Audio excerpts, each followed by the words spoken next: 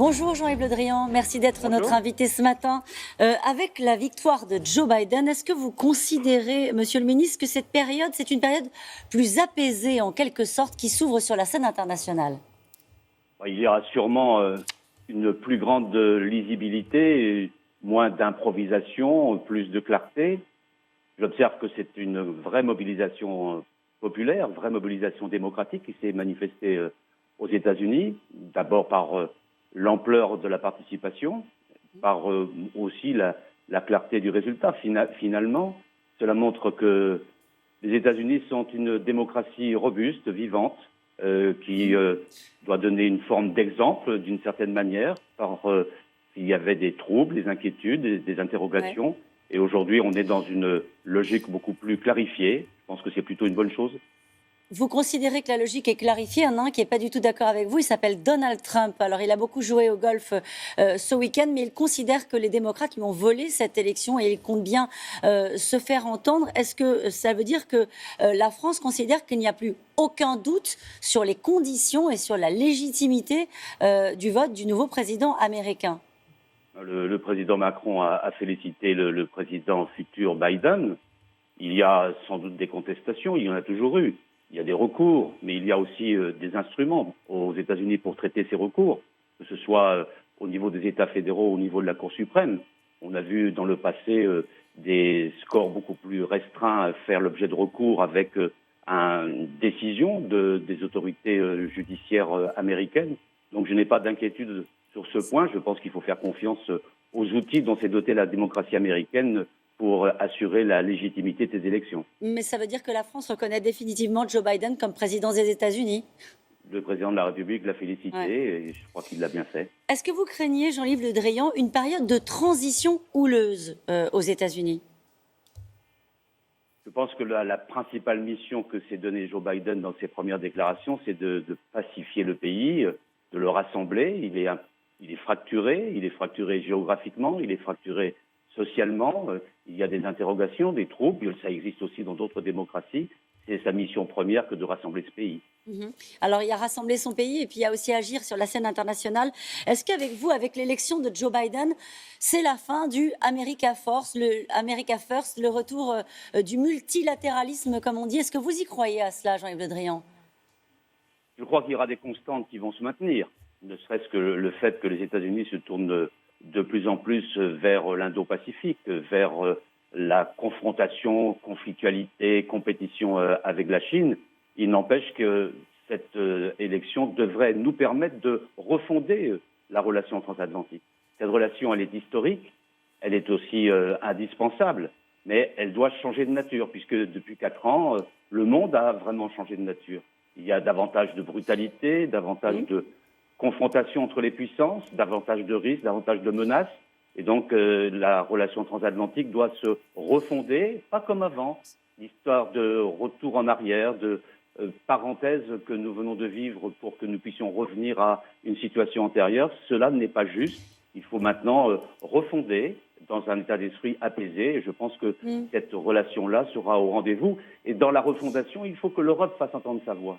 L'Europe n'est pas l'adjointe de la relation transatlantique. Elle doit affirmer dans cette relation sa souveraineté. Elle a commencé à le faire au cours de ces 4 dernières années, mais il y a des grands sujets autour du multilatéralisme précisément qui doivent s'ouvrir.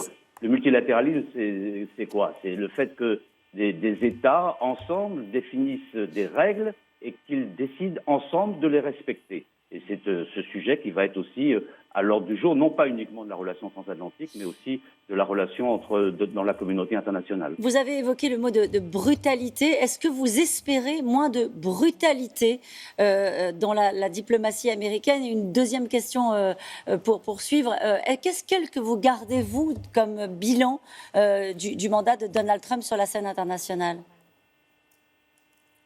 Sur le multilatéralisme, pour poursuivre, il y aura certainement des ouvertures dans plusieurs domaines qui ont déjà été affichés par Joe Biden, ne serait-ce que l'enjeu climatique. Les États-Unis sont sortis de l'accord de Paris. Ils sont sortis définitivement, curieusement, de l'accord de Paris il y a maintenant quelques jours, quasiment le jour même de l'élection présidentielle.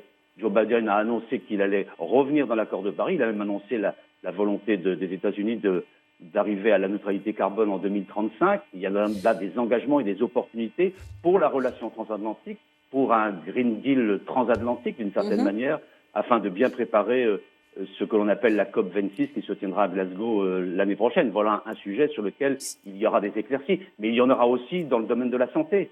On peut imaginer que le retrait des États-Unis de l'Organisation mondiale de la santé, à partir du moment où Joe Biden annonce que l'enjeu sanitaire va être central, que ce retour des États-Unis dans l'OMS sera aussi un élément d'apaisement au niveau mondial.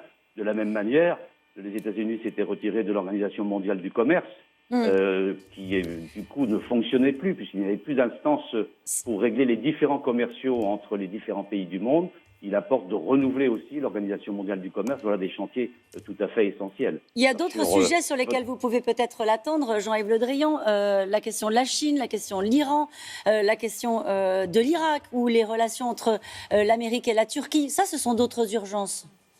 Oui, ce sont d'autres urgences qu'il faudra aborder dans le cadre de la relation transatlantique et aussi dans le cadre de l'Alliance atlantique. Parce que c'est aussi un autre sujet de préoccupation récent, des partenaires européens en particulier.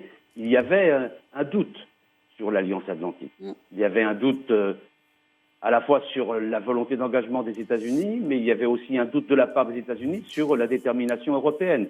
Donc il faut que l'on clarifie ça, y compris que l'on clarifie la place de la Turquie dans l'Alliance et ses engagements, parce qu'on assiste à une sorte de fuite en avant de la Turquie sur l'environnement européen et l'environnement méditerranéen.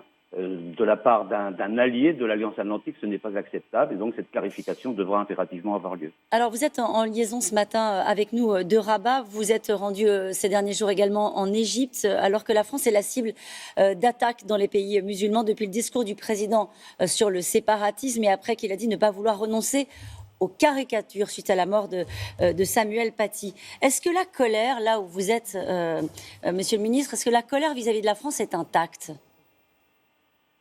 J'ai rencontré les autorités égyptiennes, à la fois les autorités politiques, mais aussi les autorités religieuses. Je rencontrerai aujourd'hui à Rabat les responsables du Royaume du Maroc. Je pense que le message que la France veut donner, c'est un message très clair. Nous respectons l'islam. C'est une grande religion. Elle fait partie aussi de l'histoire de France. Elle fait partie de ses acquis, elle fait partie depuis longtemps du consensus français. Nous respectons l'islam et d'autant plus que l'islam est la deuxième religion de France. Il y a une population musulmane importante qui peut exercer sa foi en toute liberté parce que les lois de la République le permettent. Vous leur dites nous respectons l'islam, mais vous leur dites aussi nous défendons les caricatures.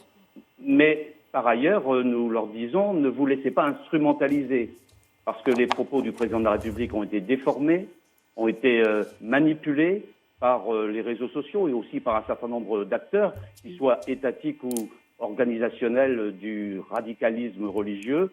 Ceux-là ne doivent pas laisser croire que la France est islamophobe. Et c'est ce message-là que je suis venu délivrer aux uns et aux autres.